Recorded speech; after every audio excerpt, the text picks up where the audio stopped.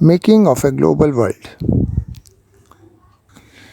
Globalisation हमारी economy का एक हिस्सा है जिसमें कि कैपिटल, गुड्स, आइडियाज़, टेक्नोलॉजी और पीपल का मूवमेंट होता है अक्रॉस वेरियस कंट्रीज़। अगर ब्रॉड सेंस में देखा जाए तो इसमें कल्चरल एक्सचेंज होता है दुनिया के अलग अलग देशों के बीच में। प्राचीन काल की बात करें तो travellers, traders, people related with religion, pilgrims, ये सब जो हैं लंबी दूरी तय करके आते थे हमारे देश में और विभिन्न देशों में नॉलेज के लिए, रोज़गार के लिए, स्पिरिचुअल फुलफिलमेंट के लिए या सज़ा से बचने के लिए विभिन्न रीज़नों से आते थे। इसका पॉजिटिव और नेगेटिव दोनों ही प्रभाव पड़ता था। ये अपने साथ goods, money, skills, ideas, technology, नए नए इन्वेंशन लेके आते थे, पर साथ में ही डिसीज़ेज़ और जर्म्स भी लेके आते थे। 3000 years before the common era एक एक्टिव कोस्टल ट्रेड एग्जिस्ट करता था। इंडस वैली सिविलाइजेशन जहाँ पर आज पाई जाती है वहाँ से लेके और एशिया के विभिन्न हिस्सों में। चाइना को वेस्टर्न कंट्रीज़, यूरोपियन कंट्रीज़ से जोड़ने वाले जो रूट्स थी उन्हें हम सिल्क रूट्स कहते हैं, क्योंकि silk was a major commodity of that route for trade. विभिन्न प्रकार के फूड ये अमेरिका से यूरोप और एशिया के विभिन्न हिस्सों तक फैले, स्प्रेड किए, ट्रैवल किए। चाइना से नूडल्स इटली पहुंच गए, वहाँ इनका नाम स्पैगेटी हुआ। यूरोपियन कॉन्करर्स जो थे ये अपने साथ स्मॉल पॉक्स के जर्म्स अमेरिका ले गए और एक बार इंट्रोड्यूस होने के बाद इन्होंने यहाँ पर तेज़ी से अपने आप को स्प्रेड किया। ग्लोबलाइजेशन में इन सभी चीज़ों का मूवमेंट हुआ। From the 2nd century BC before Christ trade route exist करती थी जिसे हम सिल्क रूट का नाम देते हैं। इन ट्रेड रूट्स के ज़रिए चाइनीज़ सिल्क का मूवमेंट होता था for trade throughout the world until the 14th century AD, और इसीलिए इन ट्रेड रूट्स को सिल्क रूट का नाम दिया जाता है। सिल्क रूट्स के ज़रिए China, India, Persia, Greece, Arabia, Italy, इन सभी देशों में, मेडिटरेनियन के रीजन में सभी देशों में ट्रेड होता था एशिया से। और heavy silk trade took place through this trade route, that is why it has been known as silk routes। ये ट्रेडर्स और ट्रैवलर्स जहाँ भी जिन नए नए इलाकों में जाते थे वहाँ अपने देश की विभिन्न प्रकार की क्रॉप्स ले जाते थे और वहाँ पर उनको इंट्रोड्यूस करते थे, जिन्हें हम उन देशों के लिए एलियन स्पीसीज़ कहते हैं। जैसे चाइना से नूडल्स पहुँच गए इटली और वहाँ पर इनका नाम स्पैगेटी हो गया। इसी तरह अरब ट्रेडर्स अपने साथ पास्ता ले गए वेस्टर्न कंट्रीज़ में, यूरोप में। लगभग 500 years पहले की अगर हम बात करें तो बहुत सारे ऐसे कॉमन फूड्स हैं जो हमारे यहाँ पाए जाते हैं। Potatoes, soya, groundnut, tomato, chilli, maize, जो कि हमारे यहाँ नहीं पाए जाते थे। Our ancestors were unaware of these crops. Potato इसी तरह का एक सस्ता फूड आइटम था जिसके इंट्रोडक्शन के बाद वहाँ पर लोगों को एक सस्ता जीने का साधन मिला। The poor people in Europe they could feed on potato and live in a better way. इसी तरह आयरलैंड के जो पुअर पीजेंट्स थे वो पोटैटो पर इतने ज़्यादा डिपेंड हो गए कि जब किसी डिसीज़ के कारण पोटैटो की क्रॉप नष्ट हो जाती थी, ऐसा हुआ 1840s के पीरियड में ऐसा हुआ, तो थाउजेंड्स ऑफ पीपल डाइड, क्योंकि उनको खाने के लिए पोटैटो ही नहीं था। तो they died due to starvation because there was no potato. European sailors जो थे इन्होंने एशिया के लिए सी रूट्स को डिस्कवर किया और वेस्टर्न ओशन को पार करके लोग अमेरिका पहुँचे। अमेरिका की डिस्कवरी के पहले अमेरिका जो है रेगुलर कॉन्टैक्ट से कटा हुआ था बाकी सारे वर्ल्ड के साथ। मिलियंस ऑफ ईयर्स तक अमेरिका जो है it was not in contact with the remaining part of the world. Peru और मेक्सिको जैसे देशों में कीमती मेटल्स, सिल्वर स्पेशली पाए जाते थे, तो ये माइंस पेरू और मेक्सिको में लोकेटेड थी। इसीलिए यूरोप से और एशिया से बहुत सारे ट्रेडर्स ने वहाँ पर ट्रेड किया। People went there and try to achieve these precious metals. Small pox के जर्म्स का भी इस्तेमाल लोगों के द्वारा कंट्रीज़ पर विक्ट्री पाने के लिए किया गया। पुर्तगीज़ और स्पेनिश लोगों ने इस तरह के डिसीज़ जर्म्स का इस्तेमाल किया। स्पेनिश कॉन्करर्स जो थे, इन्होंने कॉलोनीज़ बनाने के लिए, दूसरे देशों पर अपना कॉन्कर करने के लिए इस तरह के जर्म्स का इस्तेमाल किया, स्मॉल पॉक्स के जर्म्स का, जो कि ये अपने साथ कैरी करते थे और ले जाते थे इन देशों में। अमेरिका आइसोलेटेड रहा काफ़ी समय तक, मिलियंस ऑफ ईयर्स तक दुनिया के अन्य पार्ट से। इसीलिए वहाँ के जो ओरिजिनल नेटिव्स थे उनके बॉडी में इस तरह की डिसीज़ेस के लिए कोई इम्यूनिटी नहीं थी। तो जब यूरोप से लोग स्मॉल पॉक्स के जर्म्स लेके वहाँ पहुँचे, तो इन जर्म्स के कारण अमेरिका के जो इनहेबिटेंट्स थे वे लोग बुरी तरह प्रभावित हुए।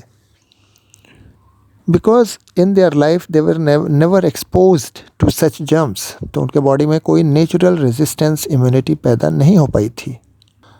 अगर हम यूरोप में होने वाले प्रॉब्लम्स की बात करें तो अनटिल 19th सेंचुरी यूरोप में पॉवर्टी और हंगर बहुत ही कॉमन थे। सिटीज़ ओवर क्राउडेड थे और बहुत सारी सीरियस डिसीज़ेज़, डेडली डिसीज़ेज़ फैली हुई थीं जो कि लोगों पर प्रभाव डालती थीं। सिटीज़ क्राउडेड इसलिए थे क्योंकि from the villages the population had collected in the cities in search of job, in search of work. दूसरी ओर 18th सेंचुरी तक देखा जाए तो चाइना और इंडिया ये वर्ल्ड के रिचेस्ट कंट्रीज़ माने जाते थे। They were very rich and they had a dominant role in the Asian trade also. लेकिन 15th सेंचुरी से चाइना ने क्या किया है कि इसने अपने ओवरसीज़ कॉन्टैक्ट को रिस्ट्रिक्ट कर लिया और एक तरह से ये आइसोलेशन की कंडीशन में आने लगा। Although India and China were having important role in the world trade, लेकिन चाइना ने अपने रोल को जो कम किया और अमेरिका का इम्पोर्टेंस जो बढ़ता गया ग्रेजुअली, इसके कारण वर्ल्ड ट्रेड का जो सेंटर था वो वेस्ट की ओर शिफ्ट हो गया। ट्रेड पर ज़्यादा प्रभाव अब वेस्टर्न कंट्रीज़ का होने लगा। And we can say that Europe emerged as a center of world trade due to the reduction in role of China. Now let us come to the 19th century. Various factors, political factors, economic factors, social factors, technological factors और साथ में cultural factors भी जो थे, इनका आपस में interaction हुआ और सोसाइटीज़ में चेंजेस आए। एक्सटर्नल रिलेशंस का फिर से एक नया शेप पैदा हुआ। आज हमारे इकोनॉमिस्ट्स कहते हैं कि 3 तरह का मूवमेंट या 3 type of flows took place international economic exchange में। 3 तरह के फ्लोज थे। पहला था फ्लो ऑफ ट्रेड, तो ट्रेड यानी व्यापार, जिसमें कि goods like grain, cloth, textiles, technologies, various things, इनका फ़्लो हुआ। दूसरा फ्लो हुआ लेबर का। लोग नए नए एरियाज़ में जा रहे थे because in their own country they had no work, so people migrated, तो फ्लो ऑफ लेबर हुआ। तीसरा मूवमेंट था कैपिटल का, इन्वेस्टमेंट ऑफ कैपिटल। कुछ लोग अपना कैपिटल शॉर्ट टर्म के लिए इन्वेस्ट करते थे, कुछ लॉन्ग टर्म के लिए, लेकिन ये इन्वेस्टमेंट अपने देश में नहीं बल्कि फार ऑफ एरियाज़ में इन्वेस्टमेंट हो रहा था। तो 3 type of flows of trade, flow of labour and flow of movement, ये 3 तरह के फ्लोज आइडेंटिफाई किए जाते हैं। हम केस स्टडी के रूप में यूनाइटेड किंगडम की इकोनॉमी को, यूके की इकोनॉमी को लेते हैं और we will try to understand these 3 flows. 18th century के लास्ट पार्ट में आते हैं, जब हम लेट 18th सेंचुरी में, तो पॉपुलेशन इंक्रीज़ की। Due to increase in population demand of food grain बढ़ी ब्रिटेन में, जो कि है। अपने देश के किसानों के प्रेशर में आकर गवर्नमेंट जो थी ब्रिटेन की, इसने कॉर्न के इंपोर्ट पर रिस्ट्रिक्शन लगाया। इन लॉज को कॉर्न लॉज कहा जाता है, corn laws, because these laws allowed the government to restrict the import of corn from outside. जहाँ पर एग्रीकल्चरल प्रोडक्शन होता था उससे पोर्ट तक ले जाने के लिए रेलवेज़ की ज़रूरत पड़ी। इंटरनेशनल ट्रेड के लिए हार्बर्स की ज़रूरत पड़ी, हार्बर्स बनाए गए।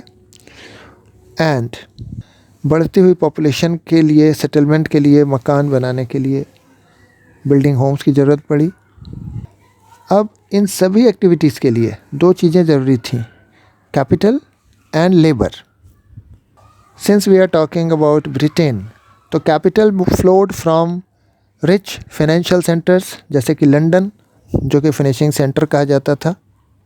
जिन देशों में लेबर की शॉर्टेज थी, जैसे अमेरिकाज़ में, ऑस्ट्रेलिया में, ड्यू टू लेसर पॉपुलेशन, तो वहाँ पर डिमांड ऑफ लेबर के बढ़ी, इसलिए माइग्रेशन ऑफ पीपल बढ़ा। From outside people began to go to these countries for working as labourer. Technology के रोल को अगर देखें, 19th सेंचुरी के वर्ल्ड को जो एक ट्रांसफॉर्मेशन आया, जो ड्रास्टिक चेंज आया, वो आया था रेलवेज़ के कारण, स्टीम शिप्स के कारण। At that time the ships used only steam power, telegraph, ये सब कुछ इम्पॉर्टेंट इन्वेंशंस माने जाते हैं जिसके बिना हम modern world at that time के बारे में इमेजिनेशन नहीं कर सकते।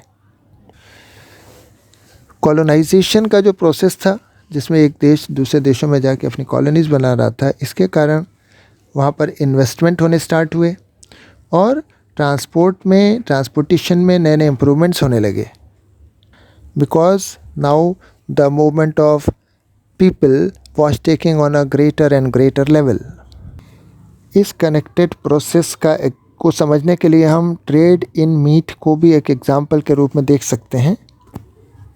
1870s तक जो था, एनिमल्स को ज़िंदा ट्रांसपोर्ट किया जाता था फ्रॉम अमेरिका टू यूरोप, और वहाँ ले जाके इन्हें स्लॉटर किया जाता था। लेकिन रेफ्रिजरेटेड शिप्स के इन्वेंशन के बाद now it was easy to slaughter the animals and transport their meat only, not the live animals, क्योंकि लाइव एनिमल्स को ट्रांसपोर्ट करने में तमाम मुश्किलों का सामना करना पड़ता था। कई एनिमल्स मर जाते थे, डिसीज़ होने का खतरा होता था। लेकिन refrigerated ships made this process easier. जब लोगों की लिविंग कंडीशन बेटर होने लगी, तब इन्होंने सपोर्ट किया कि अब हमारा देश अन्य देशों में जाके इम्पीरियलिज़म को फॉलो कर सकता है, अपनी नई कॉलोनीज़ बना सकता है, so that we can get raw materials, we can get a market for our goods and so on. अब हम लेट 19th सेंचुरी कॉलोनियलिज़म के बारे में पढ़ते हैं। लेट 19th सेंचुरी में ब्रिटेन एंड फ्रांस, ये जो 2 कंट्रीज़ थे, इन्होंने कई जगहों पर अपनी कॉलोनीज़ बना के ओवरसीज़ टेरिटरीज़ में अपनी कॉलोनीज़ बना के रखी थी। और इनके साथ साथ बेल्जियम और जर्मनी, ये भी नए कॉलोनियल पावर के रूप में इमर्ज हुए।